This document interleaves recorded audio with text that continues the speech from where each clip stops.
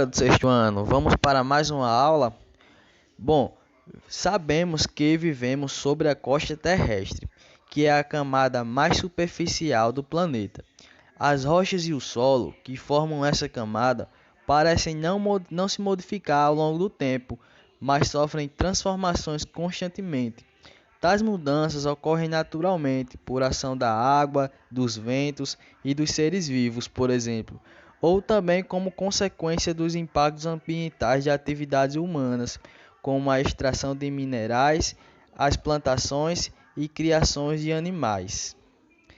Como vimos em aulas anteriores, vimos que a Terra é formada por três camadas: núcleo, manto e a crosta terrestre.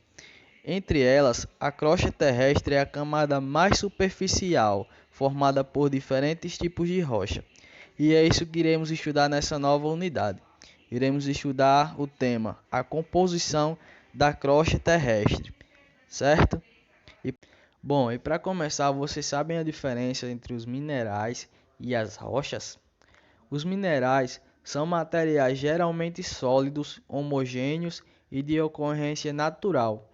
Entre os minerais mais comuns há o ferro, o alumínio e o diamante. As rochas são compostas de união natural de minerais. Algumas são formadas por um único tipo de material, como é o caso do calcário, rocha composta apenas pela calcita. Mas a maioria delas é um agregado de diferentes minerais. O granito, por exemplo, é formado principalmente por três minerais: o quartzo, o feldspato e a mica. Além da extração de minerais, as rochas apresentam diversos outros usos, como a construção civil e nas artes plásticas. Minérios. O aproveitamento de cada mineral está relacionado às suas propriedades físicas, como a transparência, a cor e o brilho e a dureza. A variedade do mineral quartzo, por exemplo, são utilizados na produção de vidro por serem transparentes, incolores, duros e terem um brilho vítreo. Outras propriedades também possibilitam o uso desse mineral na fabricação de instrumentos ópticos, como lentes de lupas e de óculos e mecanismos de relógios. Os minerais e as rochas de importância econômica para a sociedade são chamados de minérios. A atividade de extração mineral é chamada de mineração e deve ser realizada segundo determinadas regras, pois pode causar grandes impactos ambientais, como por exemplo, no rompimento da barragem de Brumadinho em 25 de janeiro de 2019, e foi o maior acidente de trabalho do Brasil em perda de vidas humanas e o segundo maior desastre industrial do século. Causou morte de 259 pessoas. Outro exemplo é o desastre de Mariana, ocorreu em 5 de novembro de 2015 e foi a maior tragédia ambiental da história do Brasil.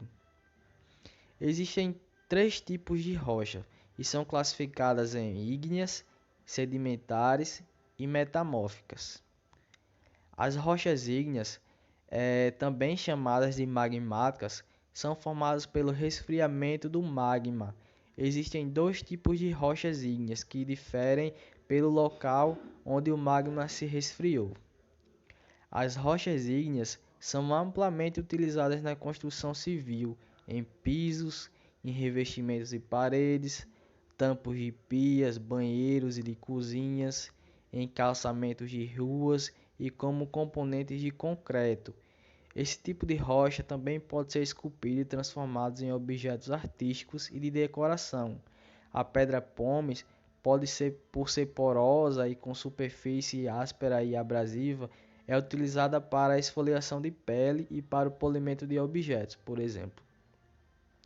Como eu falei, existem dois tipos de rochas ígneas, e elas são vulcânicas ou plutônicas.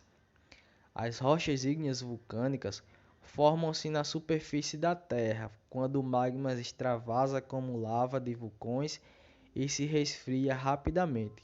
É como se forma a pedra pómez e o basalto. aquele bloco preto do Minecraft, vocês já devem ter visto. Já as rochas ígneas plutônicas são formadas quando o magma se resfria lentamente embaixo da superfície terrestre. É o caso do granito. As rochas sedimentares. As rochas sedimentares são formadas pelo acúmulo e pela compactação de sedimentos que são, em geral, fragmentos de outras rochas. Esses fragmentos são formados pelo processo de intemperismo. Mas vocês sabem o que é o intemperismo? O intemperismo corresponde à ação de fatores climáticos, como a mudança de temperaturas, chuvas e ventos, que alteram a cor, a textura e a composição ou forma do que é exposto a ele, por exemplo, as rochas. Os fragmentos podem ser transportados pela ação do vento e das rochas das águas. A formação de um fóssil pode acontecer quando um organismo morto ou parte dele é soterrado por sedimentos, impedindo a ação de micro-organismos e decompositores e de outros agentes, como a água da chuva e o vento, que causam deterioração do material, formando uma rocha sedimentar em meio ao qual fica preservado por vestígios daquele ser vivo. Esse tipo de fossilização, a matéria orgânica do ser vivo é gradualmente substituída por minerais. Há também outro processo pelo qual os fósseis podem ser formados. Por exemplo, na parte dura do organismo pode não se preservar, mas deixa a marca da rocha que se formou ao seu redor.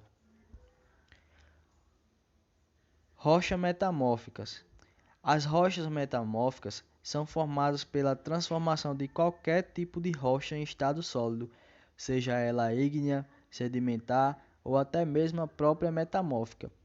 Essa transformação acontece quando, em partes profundas da crosta terrestre, as rochas são submetidas a altas pressões e temperaturas, produzindo então novas texturas e novos minerais, alterando a composição original da rocha, certo?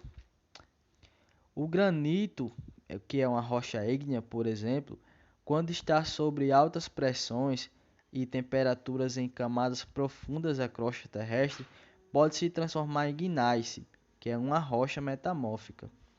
Além do gneiss, a ardósia e o mármore também são rochas metamórficas. Elas são amplamente empregadas na construção civil, como revestimento de pisos, paredes de pias, bem como a confecção de trampos de mesas escuras. Outro exemplo de rocha metamórfica é a pedra-sabão, muito usada na fabricação de utensílios de cozinha e decoração, e também por artistas de esculturas. Um exemplo é o Cristo Redentor, que é revestido por pedra-sabão. Legal, né? Pronto. Então essa foi nossa aula, certo? Espero que tenham gostado. Agora vamos à atividade. Questão 1. O que são rochas ígneas, sedimentares e metamórficas? Cite exemplos de cada um. Nessa questão, você vai dizer o que são rochas ígneas, rochas sedimentares e rochas metamórficas e citar o exemplo de cada um, certo? Pelo menos um exemplo. Questão 2.